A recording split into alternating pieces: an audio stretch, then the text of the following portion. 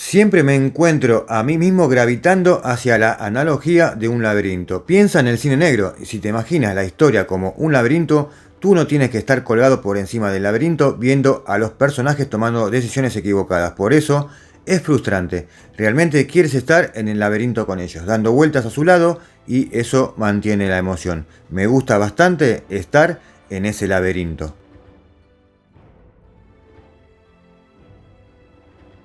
De este modo, Christopher Nolan se describe a sí mismo como una persona compleja que no se conforma con seguir el camino establecido para así alcanzar una salida inesperada en su trayecto. Características estas que plasman en toda su filmografía como parte esencial de su imaginario particular del discurso cinematográfico. Este director, guionista y productor británico nacido en Londres en 1970 y que está nuevamente en boca de todos por las repercusiones y polémicas debido a su próxima peli épica a estrenar, La Odisea, es considerado uno de los grandes cineastas del momento, el cual ha sabido conquistar a la crítica y al público tras una meteórica trayectoria que le llevó en apenas una década del cine independiente de bajo presupuesto a dirigir algunos de los mayores éxitos de taquilla de la historia o muy buenas pelis en muy poco tiempo. Todo esto sin perder su innovador y personal estilo narrativo. Aunque sin duda su trilogía de Batman le dio la fama internacional, Nolan también es conocido por otros films con inusuales historias que no dejan indiferente al espectador, como Memento en el 2000 o Inception en 2010, ambas nominadas a los premios Oscars. Pero hay más, sin nominaciones pero con un valor artístico impecable, como Insomnia en 2002 o The Prestige en 2006, que aun siendo adaptaciones de otras obras, no carecen de las características fundamentales que constituyen las películas de Nolan, como entes inconfundibles dentro del panorama cinematográfico. Pero vamos a dejar para más adelante su filmografía. En concreto nos referimos a su continuo afán por adentrarse en la mente humana, tratando temas como la identidad, la amnesia, la venganza, la culpabilidad, la muerte e incluso difuminando la línea que separa la realidad de la fantasía. Dada su atracción por los problemas psicológicos, no es de extrañar que el nombre de la productora que fundó junto a su esposa Emma Thomas, Syncope Films, ya que un síncope se produce cuando alguien pierde momentáneamente la conciencia. Así es Nolan. Así subrayamos la difícil comprensión del universo que ha creado Nolan, quien invita al espectador a adentrarse en un mundo emberezado con luces y sombras, donde nada es lo que parece y tampoco existen las verdades absolutas. Por lo tanto, todo es cuestionable, hasta la propia existencia. Nada es predecible, nada es fijo ni inmutable, ni siquiera lo que ya pasó, con lo cual ante nuestros ojos se nos presenta todo un espectáculo de incertidumbre y desasosiego ante la falta de certezas. De esta manera, tan rebuscada, llega Nolan a la meca del cine, dispuesto a que atravesemos juntos su peculiar laberinto. A pesar de su insólita óptica del mundo, o puede ser que precisamente por este motivo, en los últimos años pasó del anonimato a estar respaldado por miles de seguidores en todo el mundo, quienes bajo el lema de "In Nolan We Trust" encumbran la figura de este director a la categoría de autor indiscutible del cine de calidad, junto a otros cineastas ya consagrados. Este movimiento defiende a capa y espada las películas de Nolan de sus detractores, que también son muchos, donde el primer fundamento son que sus pelis son rebuscadas y difíciles de entender. No voy a ponerme nunca en la vereda del fanatismo, pero en mi opinión no caben dudas de que es uno de los mejores realizadores de los últimos 30 años. Además, la consideración de este grupo fanático parece coincidir con la opinión de la industria de Hollywood, ya que Nolan es uno de los pocos directores que tienen inmortalizados sus manos y sus pies en el Paseo de la Fama del Teatro Chino Grauman de Los Ángeles, honor que comparte con un tal Steven Spielberg, George Lucas, Robert Zemeckis y Martin Scorsese. El apoyo incondicional de sus fans, unidos al reconocimiento de la crítica, no hace sino aumentar la gran expectativa que se crea en torno a los estrenos y nuevos proyectos del cineasta.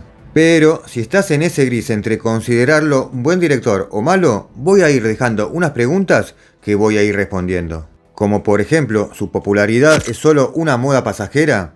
¿Su prestigio se debe solo a las pelis de Batman? ¿Qué tienen las pelis de Nolan para que haya ganado en tan poco tiempo el aplauso generalizado?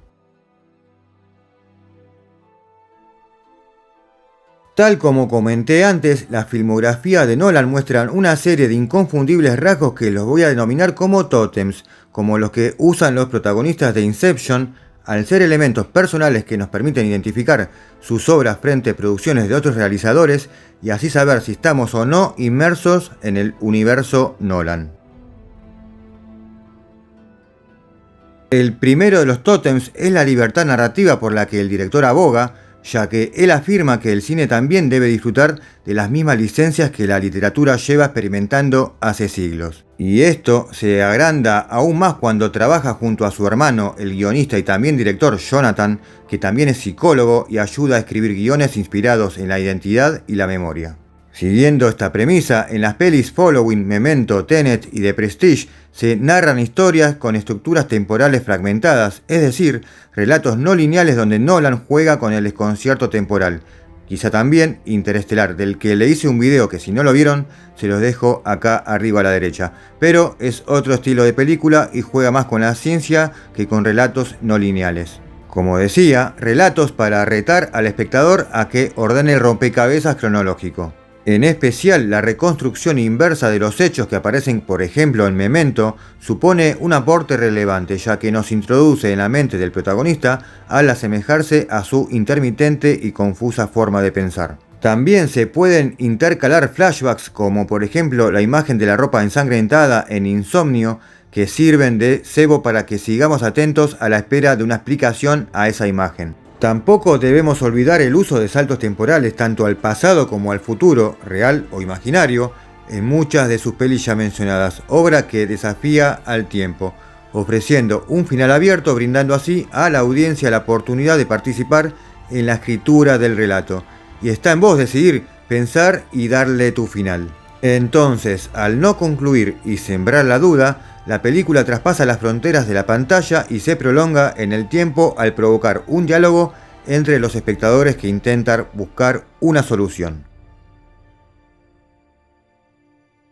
Otro de los fundamentalismos es la creación de personajes ambiguos, poliédricos y psicológicamente frágiles, lo cual los hace más humanos frente a la tradicional superficial dicotomía entre protagonistas puramente bondadosos y antagonistas esencialmente perversos. Los personajes que muestra Nolan no tienen una etiqueta moral definida, requieren de una introspección para poder comprender sus acciones. Están marcados por sus propios demonios, ya sea por la culpa de algún error cometido, un trauma o una duda existencial, que les obliga a replantearse sus propias identidades. Esta dualidad se lleva a tal extremo que en el caso de The Prestige, Alfred Borden, interpretado por el gran Christian Bale, comparte en secreto su identidad con su hermano gemelo. Son seres que no tienen que superar las circunstancias que les rodean, sino también sus luchas internas. Este tótem, que está íntimamente relacionado con la psiquis de los personajes, es el del fantasma femenino. Teniendo en cuenta que en todas las películas de Nolan el protagonista principal recae en figuras masculinas hasta el momento, esto podría llevarnos a deducir que el peso argumental de las mujeres es totalmente secundario, tanto que se prescinde de su presencia a través de la muerte. Las parejas de casi todos los protagonistas fallecen en trágicas circunstancias. Pero muy lejos estoy de interpretar esta característica como un acto de misoginia, sino de considerarlo como un motivo más que empuja a la locura a sus personajes, debido al desgarrador dolor que sienten por la repentina pérdida de un ser querido. Visto así, el amor sí tiene cabida en las obras de Nolan, pero en vez de tratar el inicio del romance, y quizá motivado por su atracción por lo complejo, prefiere adentrarse a daños emocionales y psicológicos que causan el fin de una relación. De ahí su constante recurso a los fantasmas femeninos que están en muchas de sus pelis, pero en especial en Memento, quien irónicamente solo recuerda aquello que le gustaría olvidar y que es la razón de su sufrimiento, la violación y asesinato de su esposa.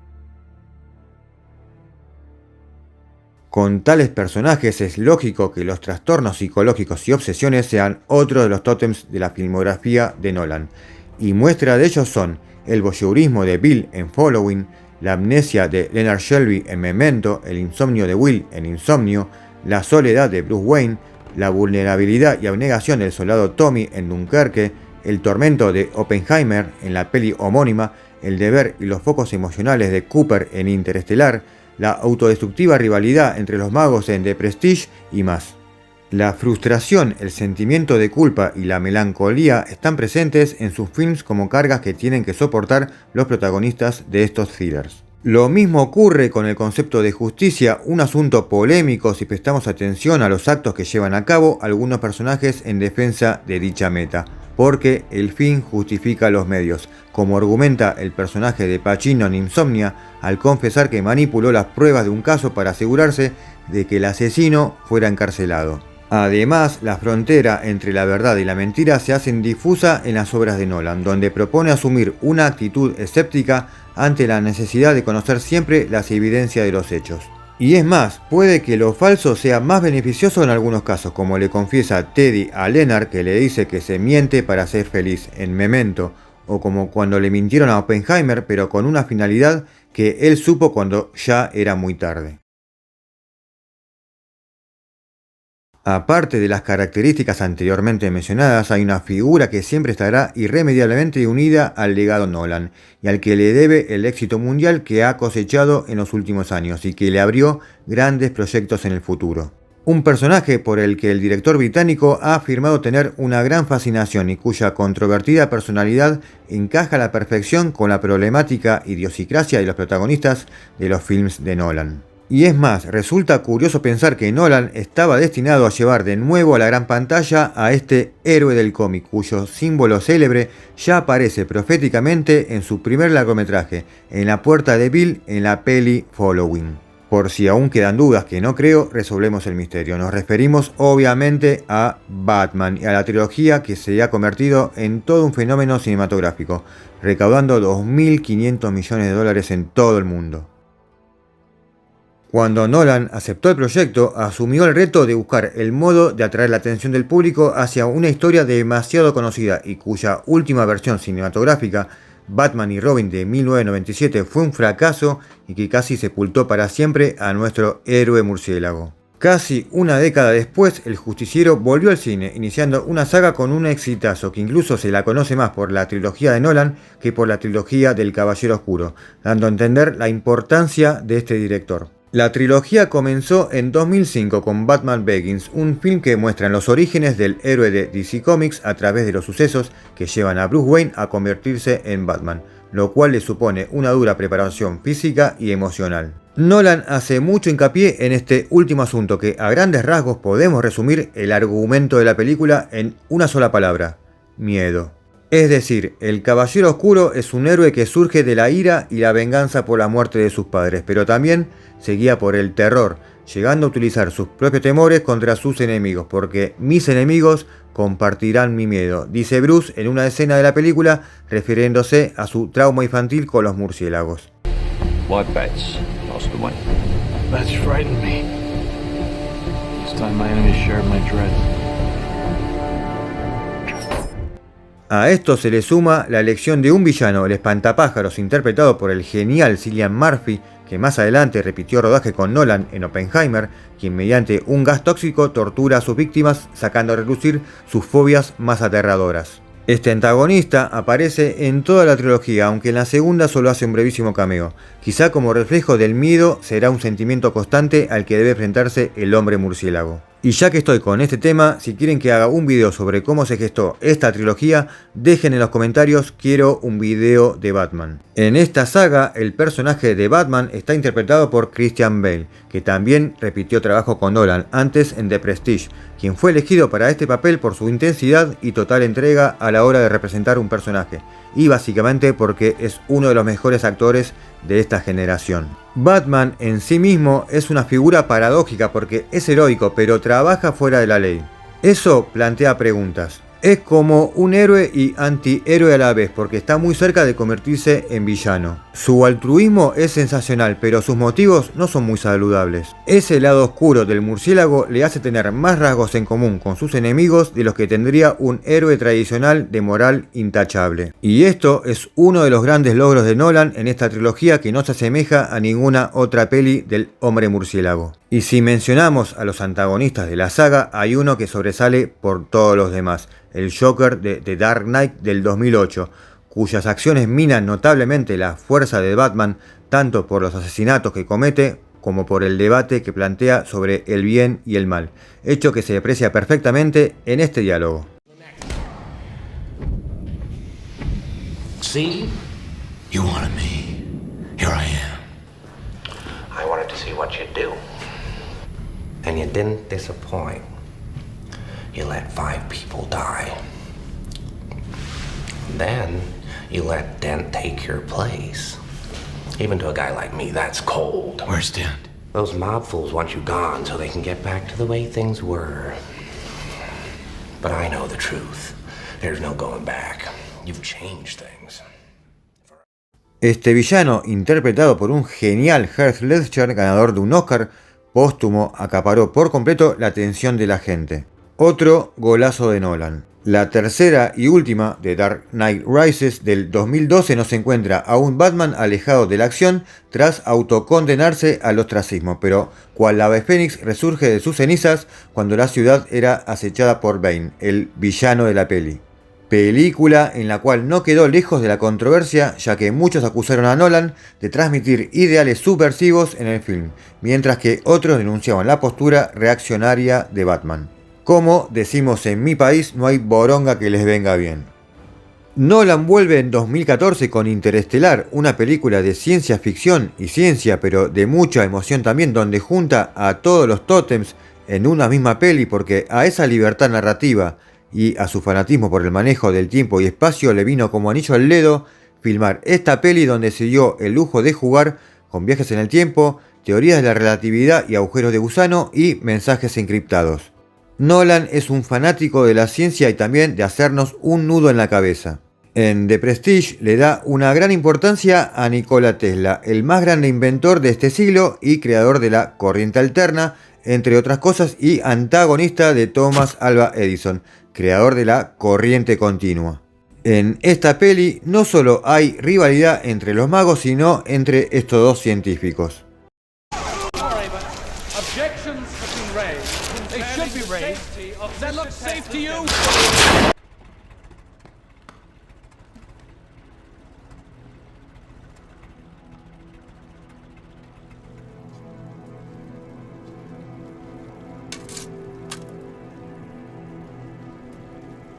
En estas escenas de la peli vemos a un tipo protestando por el invento de Tesla y más adelante lo vemos con cara cómplice después de que unas personas incendiaran la casa y laboratorio de Nikola, dando a entender que era un empleado de Edison y también insinuando la tremenda guerra que había entre estos dos y la fuerte postura de Nolan en defensa de Tesla por sobre Edison.